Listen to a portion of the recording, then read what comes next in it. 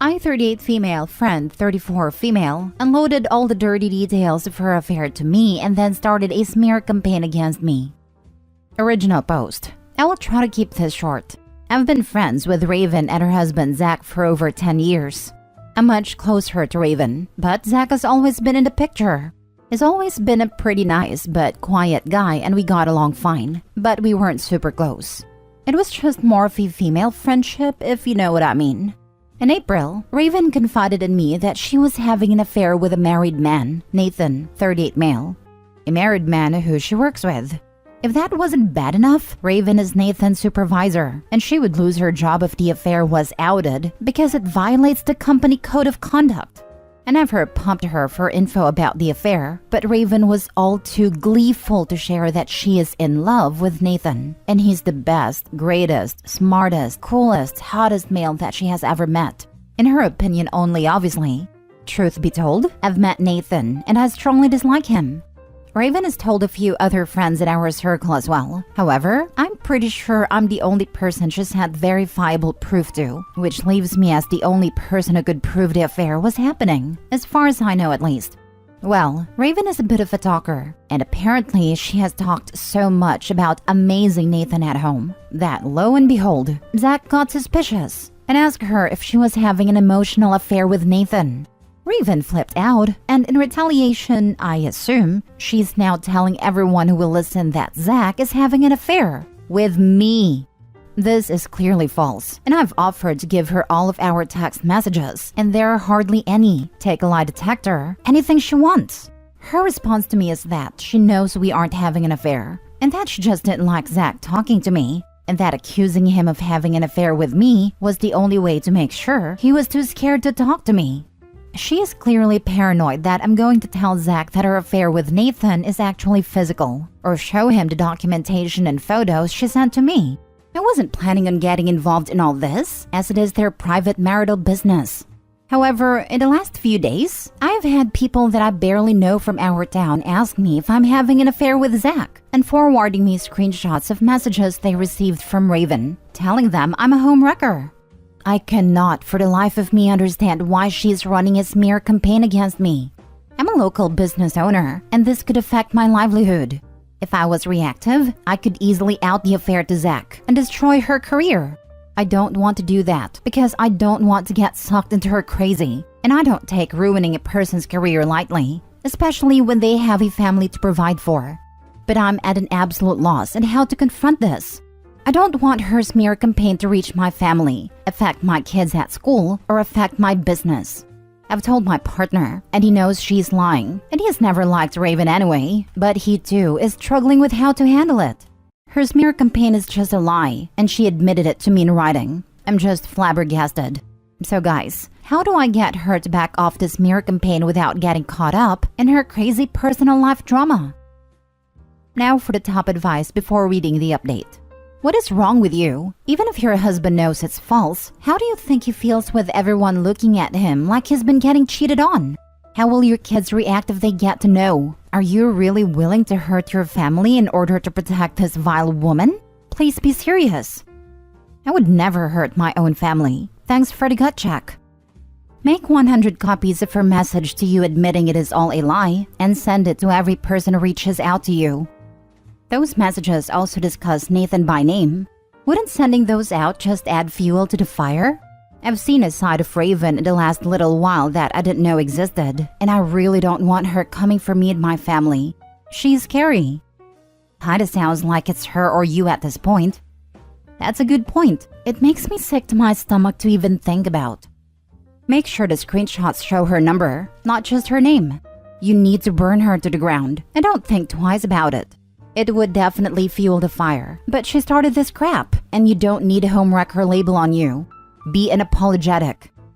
I cannot for the life of me understand why she is running a smear campaign against me. Seems pretty clear to me that she's doing it to take the heat off herself. Out her. Bring the receipts. Leave your scruples about ruining her career in the dust. After all, she's not concerned about ruining yours, right? I don't take ruining a person's career lightly, especially when they have a family to provide for. She's already ruined her career by having the affair. It just hasn't ended yet. Thank you. I know you're right. If I'm being honest with myself, I think I'm just afraid of her. Yep, I'd be too, because that level of antics is practically sociopathic. But you have receipts, use them. Plus, she's marrying the person she's cheating on. Now for the update. My partner and I met with Zach at a coffee shop.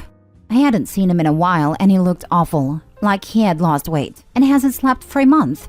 We bought him a latte and a sandwich and told him I had some very difficult information to share with him. I told him point blank that Raven is having an affair with Nathan, and every detail I knew about it. I gave him my phone and let him read through the texts, as well as share the screenshots Raven sent me of her conversations with Nathan about the sordid details of their affair and sexy pics they took together. I apologized to him for not telling him sooner, as that was inexcusable. I thought Zach would be upset or distraught, but he seemed relieved. He teared up and thanked me for telling him, but it really seemed like a weight was lifted from him. I told him I would download a full conversation and all the screenshots and give it to him on a flash drive so he can decide what to do with them. He kept repeating, I knew it wasn't me. Zach then played a recording from the security camera in their garage that picked up a conversation as he was trying to leave the house and she was standing behind his car to block him in. Guys, I didn't even recognize the person in that video. She was crazed, throwing things at him, calling him an insane person, talking about how their son is on the spectrum because of Zach's weak inferior genes, and screaming at him about how it's his fault that I cut off contact with her and she lost her best friend. At the end of the video, she started kicking at him and he just backed away to avoid it. I was dumbfounded. I had no idea she was like that behind closed doors. He said she has gotten worse lately, but she has always had an issue with rage. I am sick to my stomach, but told him that my partner and I have his back, whatever his needs are. He said he is calling a divorce lawyer and moving forward. As for me, I blocked Raven on all platforms, and I sent the texts in which she acknowledges that she knows her smear campaign is a lie to the people who have reached out to me. I sent the same screenshots to my lawyer, who will be sending her a cease and desist letter with a text chain attached, telling her to stop her smear campaign, and that I will be forwarding her statements to every single person who I learn was told this lie. I hope like crazy that she doesn't double down and come for me, but I am ready if she does. When we left the coffee shop, Zach gave me a hug. The irony of this entire thing is that it's the first time I think I've ever even touched a guy. Yet here I am defending an accusation that I had a full-blown affair with him. Next story. My boyfriend and best friend are in love with each other. Original post. I've never experienced this kind of betrayal before. I'm at a loss for words. I don't know how to handle this situation. For some context, Debbie's my best friend since high school, and my boyfriend Adam and I have been together for 2 years. All three of us would hang out together, and I saw the relationship between Debbie and Adam as a friendly banter, that of a brother and a sister. Debbie never spoke down on Adam, nor Adam of Debbie. Of course, they'd have disagreements, but I always saw it as something funny like children fighting. I noticed signs when Debbie started saying that she didn't want Adam to hang out with us. She said she just wanted it to be her and I. Every time Adam got mentioned or anything, she'd look super upset. I asked her what was wrong, and she insisted it was nothing. Fast forward to the next day. I'm staying the night at Adam's, and he's asking about Debbie. He said she's acting weird. I asked if he talked to her, and he said not much, but that she seemed off, and he asked me to check on her.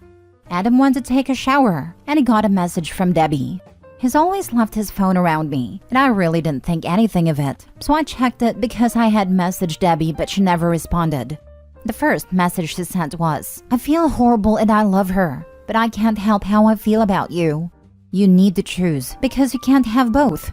Apparently, Adam and Debbie had hooked up a few months ago after Valentine's Day, and almost all the time since. I remember when Adam brought Debbie and I flowers out on Valentine's Day, but I only thought of it as a friendly gesture. Debbie was so happy. It was all she talked about. She kept telling me how lucky I was, but as my best friend, I didn't think it would mean she would do this. I read more messages. Times when Debbie and Adam said they were hanging out with friends or doing overtime at work, they were with each other. They had sent each other spicy photos, and Adam had even compared me and Debbie's bodies. She had been trying to convince Adam to tell me about them and leave me, hoping I would understand that they were in love. But apparently Adam was still in love with me and didn't want to let me go. Debbie was always there for me, supportive and kind, the most beautiful person I'd ever known. And Adam, the love of my life, who would have given his last dollar if it meant I'd be okay, was an old soul, someone you could always depend on. So I don't understand why they do this to me. I used my phone to take pictures of everything, and when Adam came back out, I told him my mom had an emergency and I had to leave. I needed some time to process what I was feeling and think about my next steps. I spent the whole night crying and reading over all the messages I'd collected. After losing myself and crying myself to sleep, I woke up the next morning and took a long shower. I pondered for a bit, but ultimately decided that no friend or boyfriend should treat me this way, and I needed to do something about it. I haven't confronted Debbie or Adam yet, though they both texted me asking if I'm alright.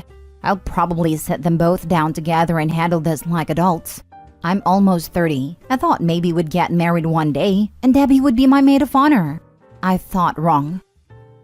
Now for the top advice before reading the update. Don't give them the satisfaction of more of your time. Cut them both out of your life. There's nothing salvageable here. They both betrayed you beyond the point of forgiving. This is the way. Take your screenshots and keep them safe for the flying monkeys when they come. But just cut these two out. You don't live together. They clearly don't care. They've betrayed you as they want their cake and eat it. You owe them nothing. Nearly 30 and still young. Go out and live your best life. And blank the bastards. Exactly. I'd ghost them. Block them everywhere. Tell mutual friends you won't be hanging out around these two any longer. Then start the healing process with therapy and self-care. There's not a damn thing that will come after either of their mouths that will do anything but cause further pain. Take heart that like 90+% of relationships starting from infidelity fail and leave them to their inevitable train wreck. Tell your friends what they did. They do not get to control the narrative. Cut them both off. Go no contact and let your friends know that you don't want to hear about them and that they're not to share info about you to them. Exactly. I'd blast it out in the world. Let these pieces of work deal with the consequences. Same. I'd post the screenshots. If they want to be together, everyone deserves to know how they got together. I wouldn't even give them another second of my time. I would send them a text that said, "Since you both couldn't respect me enough to not cheat and lie, I no longer want any contact with either of you. I am serious. Do not contact me in any way." And block them. I agree with this. I would make it shorter. Our relationship is done. Never contact me again and I will do the same. It is my final decision and not an invitation for discussion. Respect it. Then block them everywhere. OP, you are in complete shock right now.